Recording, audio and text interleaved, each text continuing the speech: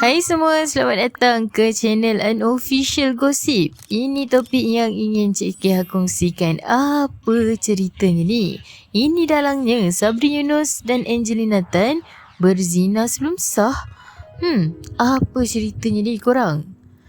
Pada saat ramai yang meraihkan dan memberi doa buat pasangan pengantin baru pengarah dan pelakon berkaliber Sabri Yunus dengan pelakon Angelina Tan, ada isu ditimbulkan tentang pernikahan mereka. Isu pernikahan mereka ditimbulkan oleh seorang ulama, Sheikh Nuruddin Marbu Al-Banjari, dalam satu ceramah baru-baru ini yang mendakwa pasangan yang dinikahkan Mufti Perlis, Datuk Dr. Muhammad Asri Zainul Abidin itu tidak memenuhi ucapan ijab dan qabul yang sepatutnya. Pernikahan pasangan yang digelar Pimai-Pimai Tang tu merujuk kepada sitkom lakonan mereka pada tahun 90-an dulu. Bagaimanapun dilaporkan sah meski Sabri hanya menyebut aku terima nikah. Bukan seperti kebiasaan yang didengar, aku terima nikahnya. Tidak mahu isu tersebut terus menimbulkan salah faham dalam perdebatan dalam kalangan masyarakat, Sabri 62 tahun tampil bersuara.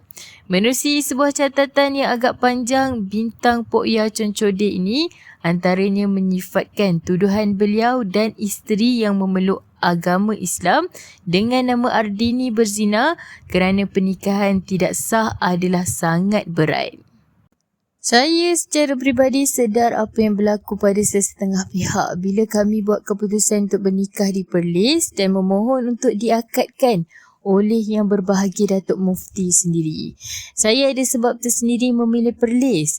Akan tetapi saya tidak menyangka isu lain, isu yang tak terbayang oleh akal fikiran saya. Seorang ustaz dengan jelas dan terang mengatakan menuduh pernikahan kami tidak sah dan terus membuat kesimpulan kami akan berzina. Berat tuduhan itu. Juga dalam video yang sama dikatanya qabulnya mengelirukan. Siapa yang keliru? Tulis Sabri seperti dilihat gempak dalam perkongsian di Facebook. Sabri kemudian menjelaskan majlis pernikahan mereka dihadiri hampir 25 tetamu yang menurutnya tidak ada sesiapa terkeliru dengan lafaz atau qabul yang diucapkan.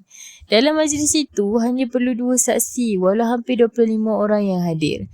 Saksi 2 orang tak keliru dan 25 hadirin juga tak keliru. Orang di luar atau jauh atau tidak bersama dalam majlis, tidak ada isu dalam penyaksian majlis itu.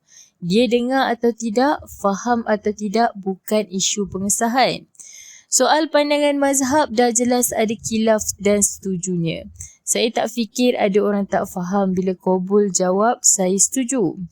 Tak mungkin ada orang akan fikir setuju pada hal lain selain daripada hal nikah. Tak mungkin ada yang fikir dia setuju pasal kereta, pasal rumah. Jelas wali sebut aku nikah. Bila qabul sebut setuju, tentu saja menyambut pada kata nikah itu. Yang kata dia keliru, itu adalah orang yang sangat lemah pemikirannya atau yang sengaja melemahkan fikirannya. Tulis Sabri lagi panjang lebar. Karyawan seni disegani itu juga meminta agar jangan mengheret beliau dan isterinya dalam isu dan perseteruan yang tidak ada kena-mengena dengan mereka. Janganlah kami dijadikan mangsa kebencian tuan kepada seteru tuan, katanya lagi. Terdahulu, pernikahan Sabri dan Angelina Tan pada 14 Oktober lalu menjadi buah mulut dan viral kerana persahabatan mereka sebagai anak seni yang berakhir di jenjang pelamin setelah kedua-dua bergelar duda dan ibu tunggal buat satu masa tempoh yang sangat panjang.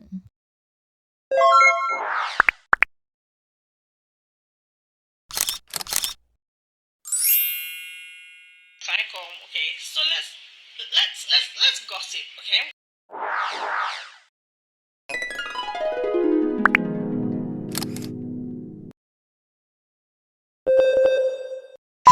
Nama pun unofficial gossip. Sangatlah bahaya apabila followers menganggap semua berita yang disampaikan ni sudah dikira benar.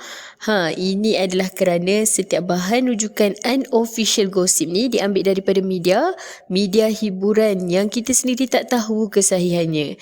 Jadi berhati-hati, jangan sampai jadi fitnah dan buka aib orang lain.